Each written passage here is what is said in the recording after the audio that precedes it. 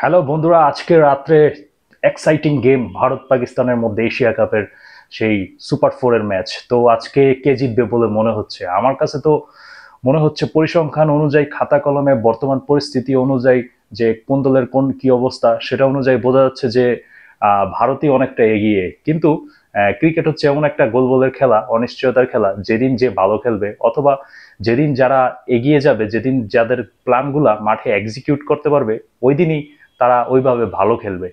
যেমন ভারত গত 3 ম্যাচ ধরে তারা দাপটের সাথে জিততেছে, তো পাকিস্তানের সাথে লাস্ট ম্যাচও তারা খুব দাপটের সাথে জিতছে।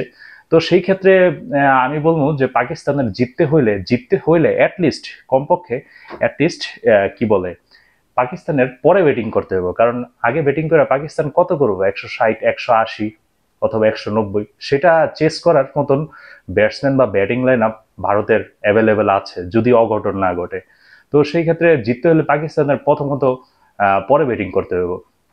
আর ভারতের ব্যাটসম্যানরা সুপার ফর্মে আছে। অভিষেক শর্মা, সে তো প্রথম বল থেকেই মারা শুরু করে, সে বেশি একটা সময় নেয় না। সে মারার উপরেই থাকে।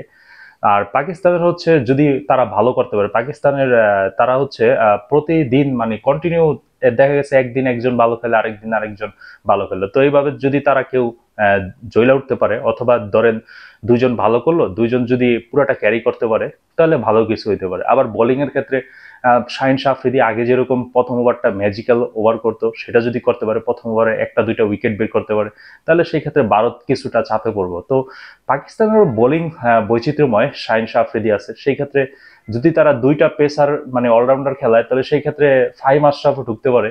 অথবা যদি দুইটা জেনুইন পেস বোলার খেলায়, তাহলে সেই ক্ষেত্রে হারিস রফও আছে।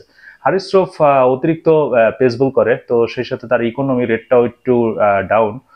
আর স্পিনার আছে আবরার আহমেদ লেগি আর সুফিয়ান মুকিম, তো ও ভালো। সাথে আছে সাইম আয়ুব, আর হচ্ছে আপনার সালমান আলী আগাও আছে। তো বোলিং বৈচিত্র্যময়, ভালোই আশা করা যায়।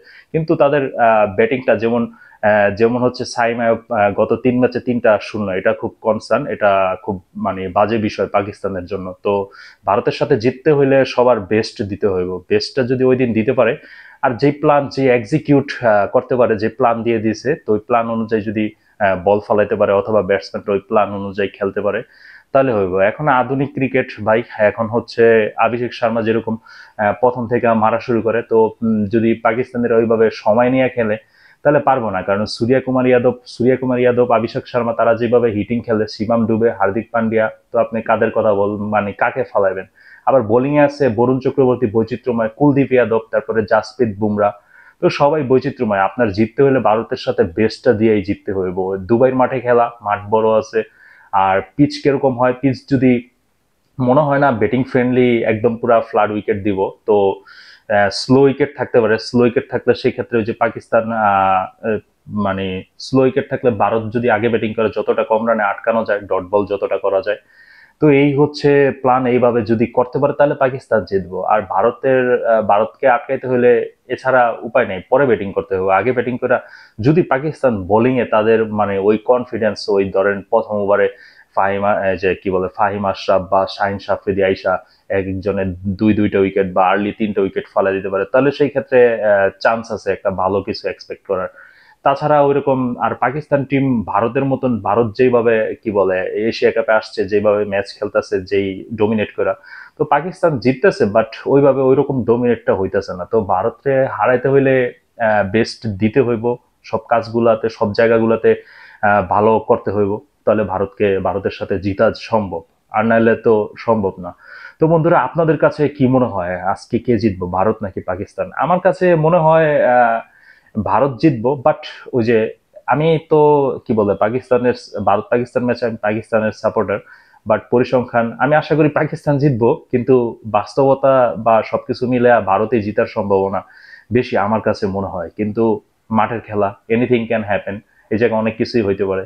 তো চোখ রাখতে হইব শেষ পর্যন্ত। আজকে এক্সাইটিং একটা গেম হইতে যাইতেছে দুইটা দলের জন্যই।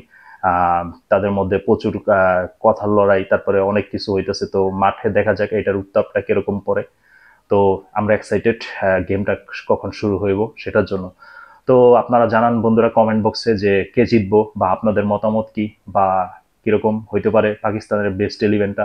আমার কাছে মনে হয় তো ওই যে সেম আগের ম্যাচে যেরকম ছিল ওইরকমই হইব, হয়তো বা দু একটা জায়গায় চেঞ্জ হইতে পারে, হয়তো বা ফাহিম আশরাফ ঢুকতে পারে, নয়তো হারিস শ্রফ ঢুকতে পারে যদি দুইটা পেসার খেলায়, তো এরকম। আর batting line up as usual. আবার যদি লেফট আর্ম স্পিনার খুশদিল সারে মনে হয় না খেলাইবো, আবার খেলাইতেও পারে, খুশদিল সারে খেলানোর সম্ভাবনা খুবই কম। তো এরকম। আর ভারতেরটাও সেম থাকবো বলতে লাস্ট ম্যাচের যেটা ওইটা না, ওই যে এর আগের ম্যাচে পাকিস্তানের সাথে যেটা ছিল ওইটাই সম্ভবত সেমই থাকবো। এই কারণ ওদের একটা প্লাস পয়েন্ট আছে, হার্দিক পান্ডিয়া ও ওরে দেয়া ওরা পেস বোলিং এর কাজটা হয়ে যেতেছে, তো একটা পেসার কম নেওয়া লাগতেছে, সেই ক্ষেত্রে ওরা একটা ব্যাটসম্যান বেশি খেলাইতে পারতেছে। তো ভারতের মতন টিমে শ্রেয়াস আইয়ার কিন্তু স্কোয়াডে নাই, শ্রেয়াস আইয়ারের মতন প্লেয়ার।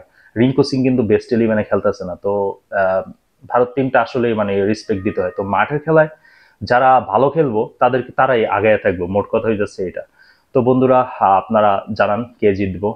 ধন্যবাদ বন্ধুরা, ভালো থাকবেন, আসসালামু আলাইকুম।